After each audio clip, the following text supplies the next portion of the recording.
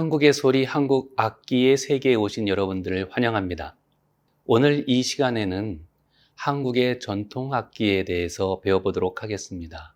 한국 전통 악기는 말 그대로 한국에서 전통적으로 사용해 오던 악기를 말합니다. 악기는 음악악자, 그릇기자라는 한자를 써서 표현하는 용어인데요. 음악을 연주할 수 있는, 음악을 표현할 수 있는 도구를 뜻합니다. 사실 음악이라고 하는 것은 시대에 따라서 다른 의미를 지니고 있었습니다. 우리나라에서는 음악을 과거에 악이라는 말로 표현을 했고요. 오늘날 우리가 이해하는 뮤직 그 자체보다는 사실은 의례에서 포함되는 다양한 형태의 표현 예술까지 악이라는 범주에 담아내고 있습니다. 따라서 의례에 사용되는 음악 예술이거나 혹은 우리가 의술에서 사용되는 그런 음악 예술까지 다양하게 악으로 이해해 왔습니다. 그래서 한국에서 악이란 단순히 음악만을 지칭하는 것이 아니라 다양한 노래, 다양한 문학, 다양한 춤을 포함하는 포괄적인 종합 공연 예술이라고 할 수 있었습니다. 악기는 여러 가지 음을 낼 수 있는 도구입니다.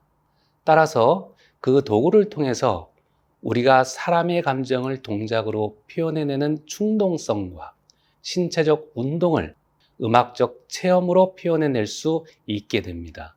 그리고 또 사람의 목소리로는 표현해낼 수 없는 다양한 음악적 내용들을 확대해서 보여줄 수 있기 때문에 사람의 음력을 초월한 넓은 음력 그리고 다양한 음색으로서 예술의 표현을 확장할 수 있다고 할 수 있습니다.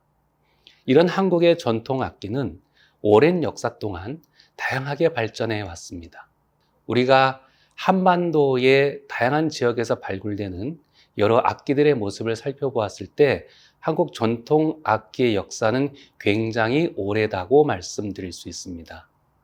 사실 원시 시대의 한반도의 유물이라고 하는 것이 그리 많이 남아있지는 않습니다. 그러나 이 한반도를 둘러싸고 있는 주변 지역의 문화까지 우리가 확대해서 살펴보았을 때는 돌로 만든 석경이라든지 흙으로 만든 훈 같은 악기가 사용되었고 그를 통해서 재정일치의 그런 행위를 해왔다고 우리가 볼 수가 있겠습니다. 우리나라의 첫 번째 국가를 우리가 고조선이라고 들 수 있는데요. 고조선에서는 가로로 눕혔다는 현악기인 공우가 있었습니다. 이 공우라고 하는 악기는 오늘날의 검은고와 유사한 악기인데요. 사실 어떤 학자들은 공우를 하프 계열의 악기로 설명하고 있기도 하지만 실제로는 가로로 눕혔다는 검은고 계열의 악기라고 우리가 생각하고 있습니다. 이 악기가 고조선에서 사용되었다는 점, 그리고 중국 문헌인 후한서 동이열전을 살펴보게 되면 사만 지역에, 사만은 한반도의 중남부 지역을 가리키는데요. 그 사만 지역에 소도라고 하는 신성한 지역이 있고 그 지역에는 큰 나무를 세워서 그 나무에 방울과 북을 매달아서 귀신을 섬긴다는 그런 기록이 남아 있습니다. 방울과 북, 오늘날 개념에서는 타악기죠. 그러니까 고조선의 공우는 현악기에 해당되고 소도에서 사용됐던 방울과 북은 또 타악기에 해당됩니다. 그리고 함경도 지역에서는요, 뼈로 만든 피리, 즉 우리가 골재적이라고 하는 악기도 출토가 되었습니다.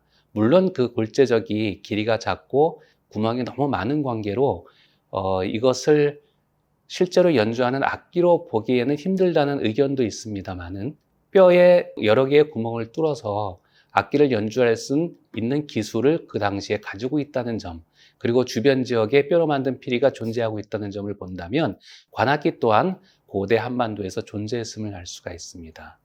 그리고 사만 지역에서 발굴된 청동기 유물에는 팔주령이나 이두령 같은 방울류의 악기가 있습니다. 이 방울류의 악기는 분명히 제사의식에서 활용되었다고 살펴볼 수가 있기 때문에 음악은 제사를 포함한 다양한 연양 같은 곳에서 활용되었음을 우리가 상기할 수 있습니다. 중국의 문헌인 삼국지 위지동의전을 보게 되면은요, 한반도 남부의 변한 진한, 이 마한, 진한, 변한 세 개의 국가가 우리가 사만이라고 부르고 있는 국가인데요. 변한과 진한 지역은 사실 오늘날의 신라, 즉 경상도 지역에 해당되는 부분입니다. 이 지역에서 가로로 눕혀 연주하는 현악기인 슬이 있다는 기록이 있습니다.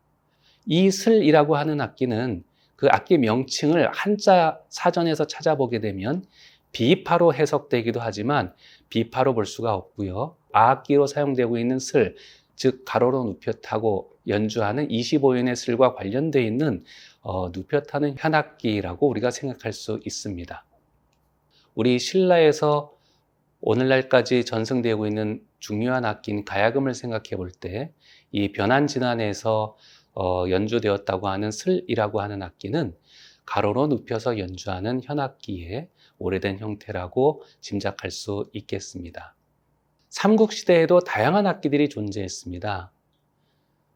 삼국사기나 삼국유서와 같은 우리나라의 역사책을 살펴보면 중국의 문헌을 인용해서 고구려, 백제, 신라의 다양한 악기들을 소개하고 있는데요. 고구려의 악기로는 탄쟁, 와공후, 수공후, 비파, 오현, 적, 생, 소, 소피리, 도피피리, 요고, 제고, 담고, 패와 같은 14종의 악기가 소개되어 있고요. 그 이후의 역사책인 구당서에는 그 기록보다 늘어난 20여 종의 악기가 소개되어 있기도 합니다. 백제의 악기는 우리가 백제의 많은 문화들이 일본에 전승되었다고 잘 알고 있지 않습니까? 일본의 문호인 일본서기에 횡적, 군우, 망목과 같은 악기가 소개되어 있고요. 중국의 문호인 수서에서는 그 이외에도 고, 각, 공후, 쟁, 우, 지, 적과 같은 악기가 소개되어 있습니다. 사실 고구려와 백제의 악기보다는 신라의 악기가 조금 수가 적게 문헌에 기록되어 있는 것은 좀 아쉬운 점이라고 할 수 있습니다. 신라의 악기는 문헌에 금과 고가 일본 문헌에 기록되어 있고요. 하지만 우리가 신라 토 및 기타 음악 고고학적 자료들을 통해서 살펴보았을 때 신라에도 비파라든지 세로로 부는 다양한 관악기, 가로로 눕혀 타고 연주하는 다양한 현악기들이 존재함을 알 수가 있습니다. 네, 이상에서 한국의 전통악기가 무엇인가, 그리고 한국의 역사 속에 나타난 전통악기를 고려시대 이전까지 살펴보았습니다. 다음 시간에서는 고려시대부터 조선, 현대에 이르는 다양한 한국의 전통악기에 대해서 살펴보도록 하겠습니다. 고맙습니다.